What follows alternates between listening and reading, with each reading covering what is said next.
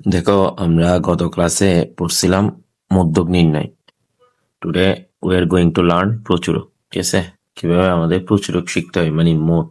ঠিক আছে, তো প্রচুরক আমরা এর আগেও পড়ছিলাম আগের শ্রেণীগুলোতে। অর্থাৎ যে জিনিসটা প্রচুর পরিমাণে পাওয়া যায় ওটাকে বলা হয় প্রচুরক। যে জিনিসটা কি হয়, প্রচুর পরিমাণে পাওয়া যায় এটাকে আমরা প্রচুরক বলি। তো আমরা গত ক্লাসে যখন মধ্যক পড়ছিলাম আমরা গত ক্লাসে যখন মধ্যক করছিলাম তখন আমরা আলাদা করে n/2 বের করার প্রয়োজন পড়ছিল মধ্যক শ্রেণীটা নির্ণয় করার জন্য। হয়তো যদি n এর মান যদি 70 দিয়ে থাকতো, মধ্যক শ্রেণী নির্ণয় করার জন্য আমরা n/2 দিয়ে 35 করতাম। এই গণসংখ্যাটা যে শ্রেণীতে উপস্থিত থাকতো সেটাকে আমরা বলতাম যে কি শ্রেণী, মধ্যক শ্রেণী। কিন্তু প্রচুরকের ক্ষেত্রে এই পরিশ্রমগুলো করতে হবে না আমাদের। প্রচুরকের ক্ষেত্রে যে শ্রেণীতে সবচেয়ে বেশি গণসংখ্যা থাকবে ওটাকে বলে প্রচুরক শ্রেণী। যেই জ্ঞাতে অর্থাৎ শ্রেণী ব্যক্তিতে যে শ্রেণী ব্যক্তির গণসংখ্যাটা সর্বোচ্চ এটাকে আমরা বলি প্রচুরক, অর্থাৎ যেটা প্রচুর পরিমাণে পাওয়া যায়। তোমাকে এখানে একটা উদাহরণ 13 দেখানো হয়েছে। এখানে দেখো, গণসংখ্যা যদি লক্ষ্য করো তাহলে 91 থেকে 100 পর্যন্ত আছে। গণসংখ্যা লক্ষ্য করলে দেখবা এখানে সবচেয়ে বেশি তোমার শ্রেণী গণসংখ্যা আসে কিসে? সবচেয়ে বেশি গণসংখ্যা আসে কোনটাতে? 12। সবচেয়ে সর্বোচ্চ গণসংখ্যা হলো 12, যেটা হলো 61 থেকে 70 শ্রেণী। যেটা কোন শ্রেণী? 61 থেকে 70। তাই অবশ্যই এখানে সবচেয়ে প্রচুর পরিমাণে আছে 61 থেকে 70 শ্রেণীতে। তার মানে আমাদের প্রচুরত্ব বিদ্যমান হবে 61 থেকে 70 শ্রেণীতে। অর্থাৎ যে শ্রেণী ব্যক্তির গণসংখ্যাটা সর্বোচ্চ, অর্থাৎ যে জিনিসটা সবচেয়ে বেশি, ওইটাই হলো প্রচুরক শ্রেণী। যেমন এখানে গণসংখ্যা সবচেয়ে বেশি কোন শ্রেণীতে? 61 থেকে 70 শ্রেণীতে। গণসংখ্যা সবচেয়ে বেশি কোন শ্রেণীতে? 61 থেকে 70। দেখো এখানে 4, 6, 8, 12, 9, 7, 4 গণসংখ্যা সবচেয়ে বেশি 12, যেটা 61 থেকে 70 শ্রেণীতে। তাই আমাদের প্রচুরক শ্রেণী হবে কত? 61 থেকে 70। আমাদের প্রচুরক শ্রেণী কি হবে? 61 থেকে 70। দেখো এখন আমাদের প্রচুরক শ্রেণী হবে 61 থেকে 70, কারণ গণসংখ্যা সবচেয়ে বেশি আছে এই শ্রেণীতে, যেটা হলো 12। এখন আমরা প্রচুরকের সূত্র দেখব L plus F1 by F1 plus F2 into H। ঠিক আছে, এটা হলো আমাদের প্রচুরকের সূত্র। এটা আমাদের কি সূত্র? প্রচুরক। এই L plus F1 divide by F1 plus F2 into H। তাহলে এখন আমরা এক এক করে পরিচয় দেখি। আগের ক্লাসে আমরা পরিচয় দেখছিলাম L এর। L ছিল মধ্যক শ্রেণী সর্বনিম্ন সীমাটা।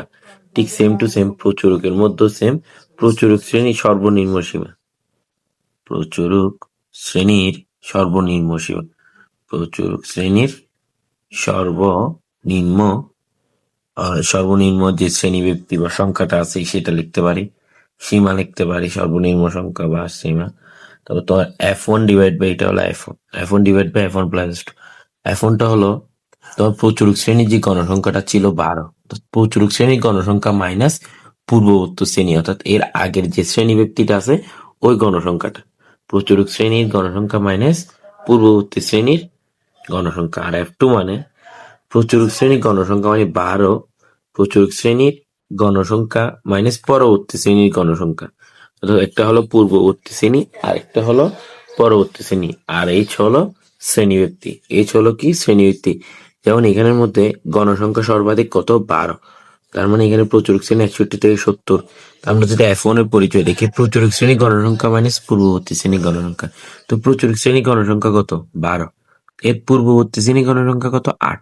তাই F1 সমান হবে, F1 যেটা পড়ছিলাম সেটা হলো 12 মাইনাস 8। আরেকটা হলো দেখো F2 হলো প্রচুরক শ্রেণী গণসংখ্যা মাইনাস পরবর্তী শ্রেণী গণসংখ্যা। প্রচুরক শ্রেণী গণসংখ্যা মাইনাস পরবর্তী শ্রেণী গণসংখ্যা, অর্থাৎ যেটা হলো F2।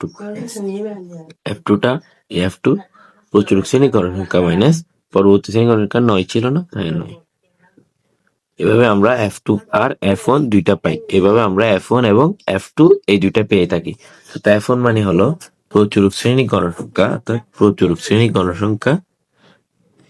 অর্থাৎ প্রচুরক শ্রেণী গণসংখ্যা যেটা আছে 12 ওইটা মাইনাস পূর্ববর্তী শ্রেণী গণসংখ্যা এবং প্রচুরক শ্রেণীর যে গণসংখ্যাটা আছে ওইটা মাইনাস পরবর্তী শ্রেণী গণসংখ্যা। তাহলে F1 আর F2 এর পরিচয় আমরা পেয়ে গেছি। আর H মানে হলো শ্রেণী ব্যক্তি। কারণ আমরা সুন্দর করে ম্যাথটা করতে পারি, যেমন এখানের মধ্যে যদি আমি সূত্রটা লিখি L plus F1 divided by F1 plus F2 into H, ঠিক আছে। তো এর মধ্যে L মানে কি, অর্থাৎ প্রচুরক শ্রেণীর যে সর্বনিম্ন সীমা আছে সেটা, এবং প্রচুরক শ্রেণীটা হলো কত 61 থেকে 70। প্রচুরক শ্রেণী কি 61 থেকে 70, যেটাতে সবচেয়ে বেশি আছে। তাহলে সর্বনিম্ন সীমা মানে কি, এটা হলো 61।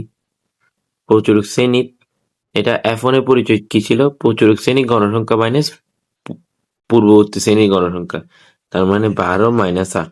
আবার F মানে হলো 12 মাইনাস 8 যোগ, আর এটা কি হবে 12 মাইনাস 9।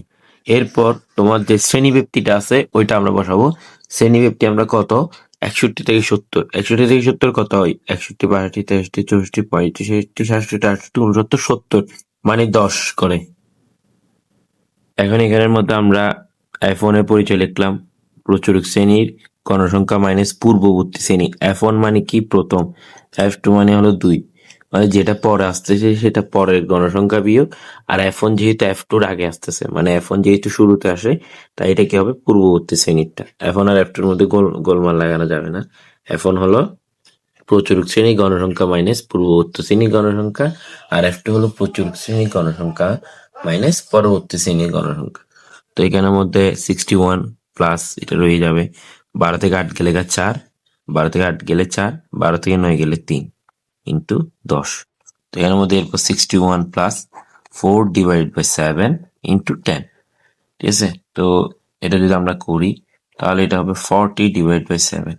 তো 40 ডিভাইড বাই যদি আমরা 7 করে নিই কত আসে, 40 ডিভাইড বাই 7 আসে 5.7। তার মানে এখানের মধ্যে আমাদের আসতেছে 61 প্লাস 5.7 সমান সমান 61, আর এটা হবে কত 66.7, 66.7। তো এটাই আমাদের প্রচুরক নির্ণয় হয়ে গেছে, 66.7, এটাই আমাদের প্রচুরক। এখন আরো যদি কয়েকটা ম্যাথ দেখি, দেখবা যে একদম ইজি ম্যাথ। যেমন এখানের মধ্যে একটা আছে প্রচুরক নির্ণয় করার দুইটা ম্যাথ আছে এখানে। তা আমরা যদি দেখি, দেখো এখানের মধ্যে প্রচুরক কোনটা হবে, দেখি বলো এখানের মধ্যে প্রচুরক কোনটা। এখানে গণসংখ্যা সবচেয়ে বেশি কোনটাতে, 25। তার মানে এটা শ্রেণী ব্যক্তিগত 41 থেকে 50, তাই এটার প্রচুরক শ্রেণী কোনটা হবে 41 থেকে 50, যেটাতে সবচেয়ে বেশি গণসংখ্যা আছে। এরপর উদাহরণ 15, উদাহরণ 15 মধ্যে দেখো গণসংখ্যা আছে 4, 16, 20, 25, তার মানে আবার গণসংখ্যা সবচেয়ে বেশি কিসে, 25-এ। তো এখানের মধ্যে যেটা সবচেয়ে বেশি গণসংখ্যা ওইটাই তো আমাদের প্রচুরক হবে। তো এখানের মধ্যে আমাদের প্রচুরক শ্রেণী কোনটা, 41 থেকে 50।